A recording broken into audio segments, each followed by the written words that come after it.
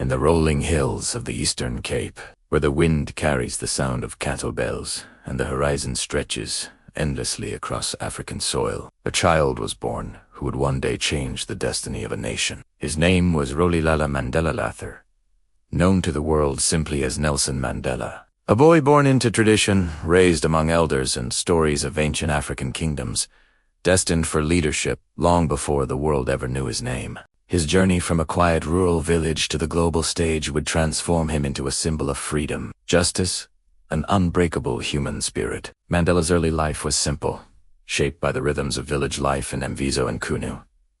He played with homemade toys, herded the family livestock, and sat around the fires listening to tales of African heroes. But even as a child, he carried a sense of dignity and destiny. At the age of 9, after the death of his father, Mandela was adopted by the Dembu royal family. From that moment forward, he grew up learning leadership, diplomacy, and responsibility skills that would shape the future of a nation trapped in darkness. As he grew older, Mandela became aware of a stark reality. The land he loved, the people he lived among, were oppressed by a system built on racial domination. South Africa was ruled by white minority power, and the seeds of Apartheid, unforgiving system of racial segregation, were already being planted. But Mandela did not yet realize that he would become one of the greatest challengers of that system. When Mandela moved to Johannesburg in the 1940s, he entered a world far from the quiet countryside of his youth. It was a city of contradictions, wealth and poverty, ambition and oppression, hope and injustice. Working first as a night watchman, then as a law clerk, Mandela saw firsthand the reality of racial inequality. This fueled his passion to study law, not as a profession, but as a tool for liberation. In Johannesburg, Mandela joined the African National Congress, the ANC, a movement fighting for equal rights and freedom. Here he found his voice. He learned to speak not just for himself, but for millions. He led protests, organized boycotts, and demanded justice with unshakable resolve. But as apartheid tightened its grip after 1948, peaceful protests seemed to slow, too ineffective against a regime built on brutality. Mandela, once committed to nonviolence, made a painful decision. He co-founded Umkhonto we Sizwe with a spear of the Nation, a militant wing aimed at sabotaging government infrastructure. He did not wish to harm civilians. He wanted to shake a government that refused to hear the cries of its people. But the apartheid regime responded not with dialogue, but with force. In 1962, Mandela was captured. What followed became one of the most iconic trials in modern history, the Rivonia trial. Facing the possibility of a death sentence, Mandela stood before the court with calm courage and delivered a speech that still echoes through time. He declared that he had fought against domination all his life, white domination and black domination, and that he cherished the ideal of a free and equal society. "It is an ideal," he said, "for which I am prepared to die."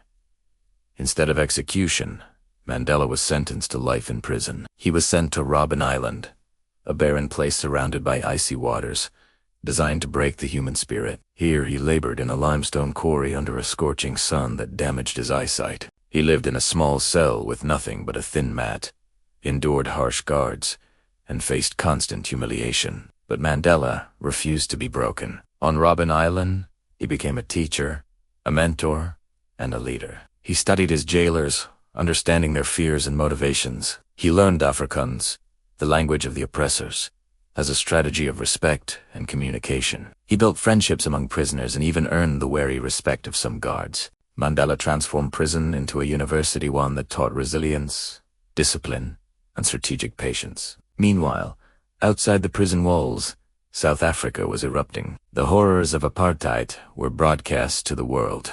Protests intensified. International pressure mounted. As the decades passed, Mandela became more than a man, he became a symbol. His face rarely seen, his voice unheard. Yet his name became a rallying cry for freedom. After 27 long years in prison, years that stole his youth, but not his will, Nelson Mandela walked free on February 11th, 1990. The world watched as he stepped through the prison gates, holding hands with his then-wife, Winnie Mandela. He emerged not with bitterness, but with a message of unity and reconciliation. It was one of history's most powerful moments. Mandela immediately began negotiations to dismantle apartheid. His leadership was tested repeatedly by violence, political tensions, and mistrust on all sides. But Mandela understood a truth deeper than vengeance: that a nation divided by hatred. Instead, he chose forgiveness, patience, and honest dialogue. In 1994, South Africa held its first free and fair elections. Millions of black South Africans voted for the first time in their lives. Standing at the ballot box, Mandela marked history not with anger, but with hope. When he was elected as the first black president of South Africa, the nation erupted in joy. The world celebrated the triumph of human resilience. As president, Mandela pursued reconciliation. He created the Truth and Reconciliation Commission, where victims of apartheid could speak their truth, and perpetrators were encouraged to confess their crimes. It was painful, it was emotional, but it was necessary.